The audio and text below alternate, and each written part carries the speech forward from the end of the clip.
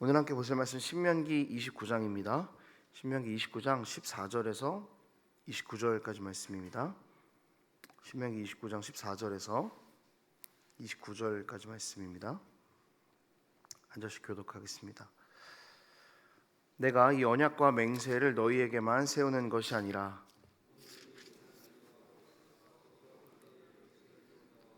오늘 우리와 함께 여기 있지 아니한 자에게까지니 우리가 애굽 땅에서 살았던 것과 너희가 여러 나라를 통과한 것을 너희가 알며 너희가 또 그들 중에 있는 가증한 것과 목석과 은금의 우상 너희 중에 남자나 여자나 가족이나 집하나 오늘 그 마음이 우리 하나님 여호와를 떠나서 그 모든 민족의 신들에게 가서 섬길까 염려하여 독초와 쑥의 뿌리가 너희 중에 생겨서 이 저주의 말을 듣고도 심중에 스스로 이르기를 네가 내 마음이 완악하여 젖은 것과 마른 것이 멸망할지라도 내게는 평안이 있으리라 할까. 여호와는 이런 자를 사하지 않으실 뿐 아니라 그 위에 여호와의 분노와 질투의 불을 부으시며 또 이 책에 기록된 모든 저주를 그에게 더하실 것이라. 여호와께서 그의 이름을 천하에서 지워버리시되 이스라엘 모든 지파 중에서 그를 구별하시고 이 율법책에 기록된 모든 언약의 저주대로 그에게 화를 더하시니 너희 뒤에 일어나는 너희의 자손과 멀리서 오는 객이 그 땅의 재앙과 여호와께서 그 땅에 유행시키시는 질병을 보며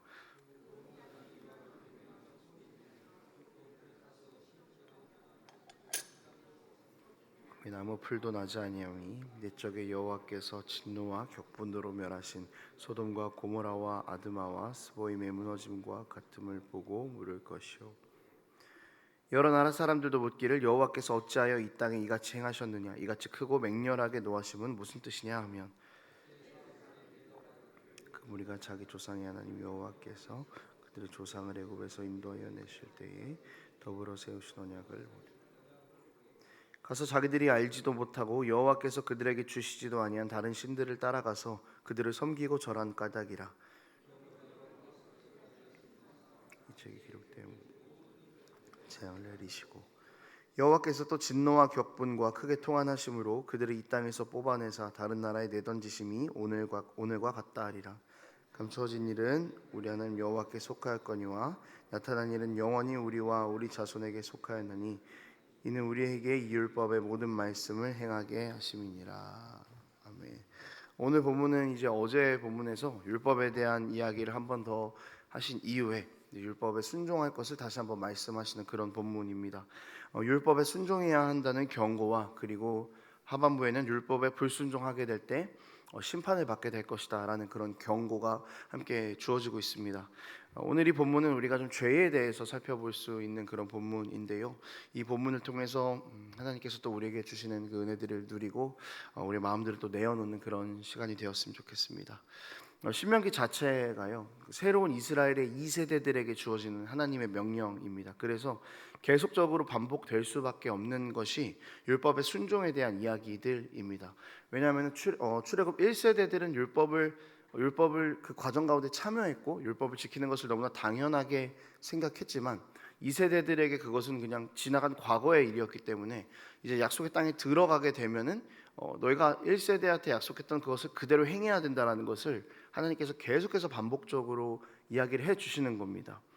그리고 이 2세대들에게 하나님께서 이스라엘 백성에게 주시는 율법이 상당히 무거운 것임을 반드시 순종해야 하는 것임을 이야기를 하는 것입니다. 또 지금 이 율법이 계약의 당사자인 이스라엘 백성들뿐만 아니라 이 약속이 그 이스라엘의 후손들에게도 역시 미친다라고 이야기를 하고 있습니다. 아마 이 후손들에게 약속이 이어진다라는 것은 약속의 당사자들이 죽고 난 이후에 있을 일들에 대한 좀 하나님의 걱정인 것 같기도 합니다. 그러니까 이스라엘 백성이 약속의 땅에 들어간 이후에 여호수아 말년에 문제가 생기지 않습니까? 근데 그 이유가 뭐냐면 결국 여호와를 알지 못하는 세대들이 등장했기 때문이었습니다. 그러니까 후손들이 하나님을 알지 못했다라는 것은 신명기에서 이야기했던 그 율법의 불순종을 이야기하는 것이겠죠. 특히 이방 사람들과 혼인을 한다든지 우상을 섬기는 문제들을 하나님께서 그렇게 율법 안에서 금하셨던 것들을 여호와를 알지 못하는 세대들이 행하고 있었기 때문에 그 미래를 또한 내다보시면서 하나님께서는 역시 이 율법은 모든 세대들에게 미치는 것이다라고 그렇게 이야기를 해주고 계시는 것입니다. 그리고 율법에 불순종하게 됐고 그 결과로 인해서 사사기 시대 들어서부터 이제 이방 민족들에게 괴롭힘을 당하게 되죠. 원리는 결국 하나님께 순종해야 한다는 것입니다. 뭐 아버지든 자녀든 그 이후의 세대든 하나님의 백성이면은 하나님 말씀에 순종하는 것이 가장 큰 원리다라는 것이죠. 그리고 이것은 시간이 지나도 변하지 않는 불변의 진리라는 것입니다. 이 약속은요, 이스라엘의 역사 안에서만 제한되는 것이 아니라 지금 우리가 살아가고 있는 시대에서 우리에게 동일하게 주어진 약속이기도 하죠. 하나님의 말씀에 순종해야 사는 것, 하나님의 말씀에 순종해야 주님께서 주시는 복을 우리가 누릴 수 있는 것, 하나님과 동행하는 영원한 복을 누릴 수 있는 것, 이것은요 변하지 않은 진리입니다. 하나님의 말씀에 순종하라는 이 과거에 주어졌던 말씀은 그 당시에 이스라엘을 살게 하는 힘이었고, 동시에 지금 이 시대를 살고 있는 우리에게도 마찬가지인 것이죠. 자, 이제 여기까지는요 우리가 신명기를 지금 계속 보면서 전체적으로 나누었던 부분들입니다.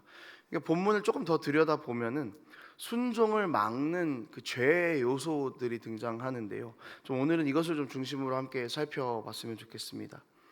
순종에 대한 원리가 이스라엘 백성들에게 주어졌습니다. 정말 엄청 많이 주어졌죠. 눈 감고 일어나면 계속 순종해라, 이 얘기가 들렸을 정도로 순종에 대한 얘기가 계속해서 하나님을 통해서 주어졌습니다. 그런데요, 사실 이 순종의 진짜 시작은 약속의 땅에 들어가서 시작되는 것이 진짜였습니다. 광야에서도 뭐 순종하지 않았습니까? 뭐 순종하라고 말씀하지 않으셨습니까? 라고 하는 거 뭐 맞는 말이지만, 약속의 땅에 들어가면은요 하나님께 순종하는 것이 훨씬 더 어려운 환경들이 많이 놓여 있습니다. 그래서 이 미리 광야에서 훈련을 통해서 순종을 잘하는 그 백성을 만드시려는 하나님의 계획이 있었던 것이죠. 그래서 광야는 순종을 훈련하는 장소였습니다. 광야에서의 순종도 사실은 이스라엘 백성에게 버거워 보이기도 했습니다. 그런데 더 어려운 순종은 약속의 땅에 들어가면 시작될 것이기 때문에 하나님께서는 계속해서 들어갈 거니까 너네가 들어가게 되면 순종해라 라고 또한 이렇게 계속 못을 박아주고 계신 것이죠. 왜냐하면 약속의 땅에는 하나님 말고 다른 신들이 이방 신들이 훨씬 많았기 때문입니다. 그리고 전쟁이나 현실적인 문제들이 약속의 땅에는 훨씬 더 많이 놓여 있었기 때문이죠. 그리고 약속의 땅은요 실전인 것입니다. 여러분 생각해보면 우리의 순종도 그렇습니다. 교회 안에서 하는 순종은 참 쉬운 것 같아요. 가만히 있어도 순종이 되잖아요, 교회 안에서는. 근데 세상으로 들어가면 어떻습니까? 순종하기가 너무 어렵죠.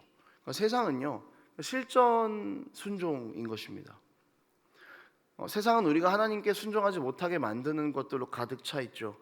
그러니까 진짜 순종은요 세상에서부터 시작인 것입니다.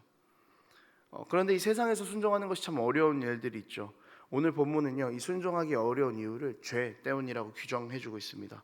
18절 말씀에 이렇게 나와 있어요. 제가 읽어드릴게요. 너희 중에 남자나 여자나 가족이나 집하나 오늘 그 마음이 우리 하나님 여호와를 떠나서 그 모든 민족의 신들에게 가서 섬길까 염려하여 독초와 쑥의 뿌리가 너희 중에 생겨서.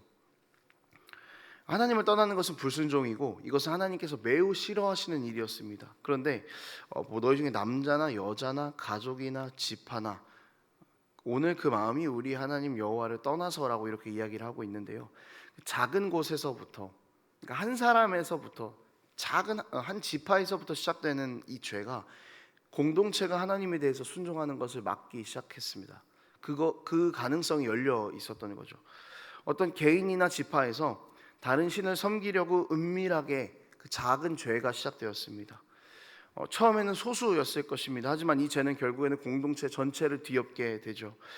죄가 확장되어져 가는 것은 죄의 특징이기도 합니다. 잘못하는 한 사람이 있으면은 그 불이 진압이 되지 않으면은 우리 공동체 안에 죄가 삽시간에 퍼지게 되는 것이죠. 여러분, 우리는 이것을 경계해야 되는 거죠. 공동체 안에 죄를 퍼뜨리는, 하나님의 불순종하는 모습을 퍼뜨리는 그 한 사람이 내가 되지 않아야 된다는 것을 우리가 염두해야 되는 것이고, 동시에 하나님 앞에 불순종하는 한 공동체의 지체가 나왔을 때 그것을 우리가 사랑으로 덮어낼 수 있는 연습도 우리에게는 너무나 많이 필요하다는 것입니다.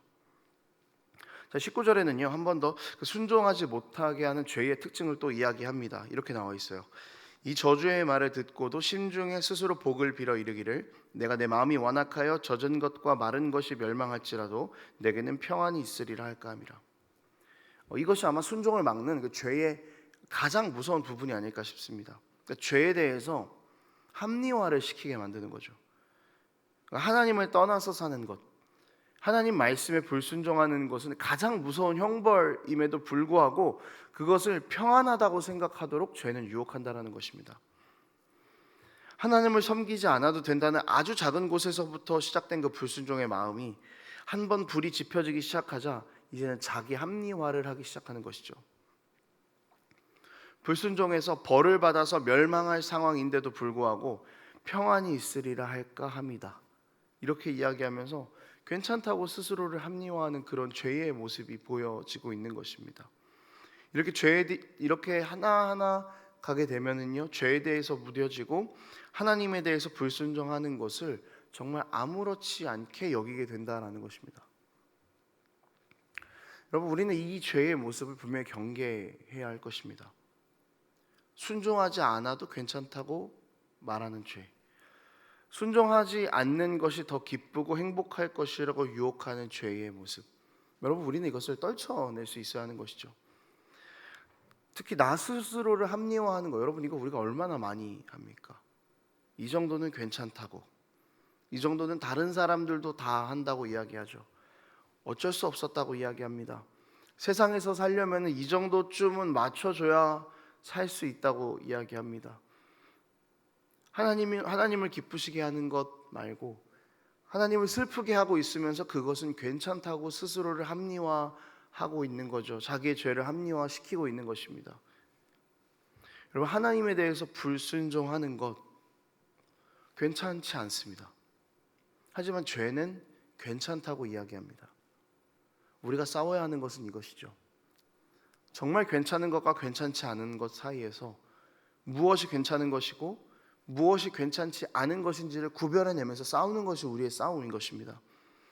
하나님만이 당연하고 하나님만이 유일한 소망을 주시는 분이고 그분의 말씀에 순종할 때에만 우리가 누릴 수 있는 이 소망의 기쁨을 다른 방법으로도 얻을 수 있다라고 말하는 그 죄의 유혹을 우리가 경계하고 잘라낼 수 있어야 한다라는 것입니다. 혹여나 하나님 앞에서 불순종하는 우리의 모습들이 있다면 가장 먼저 이런 죄의 특징들이 우리에게 있지는 않은지 돌아보아야 할 것입니다. 우리 안에서 하나님께 순종하지 않아도 괜찮다고 유혹하고 있는 그런 죄에 넘어가고 있는 것은 아닌지, 또는 그 죄가 주는 달콤함에 속아서 순종할 때 얻을 수 있는 영원한 복과 죄가 주는 달콤함을 맞바꾸고 있는 것은 아닌지, 여러분, 우리는 이것을 반드시 돌아보아야 할 것입니다. 우리가 늘 말씀 앞에 서야 하는 이유는 이것입니다. 우리는 분별할 힘이 없습니다. 이것이 죄인지 죄가 아닌지, 이것이 하나님께서 기뻐하시는 일인지 하나님께서 슬퍼하시는 일인지, 이것이 정말 괜찮은 일인지 괜찮지 않은 일인지 우리는 말씀 앞에 서지 않으면요, 알기는 알거든요. 하지만 계속해서 합리화만 시키게 됩니다. 그런데 말씀 앞에 서면은 그 합리화할 수 있는 것에 말씀으로 제동이 걸리기 시작하는 거죠.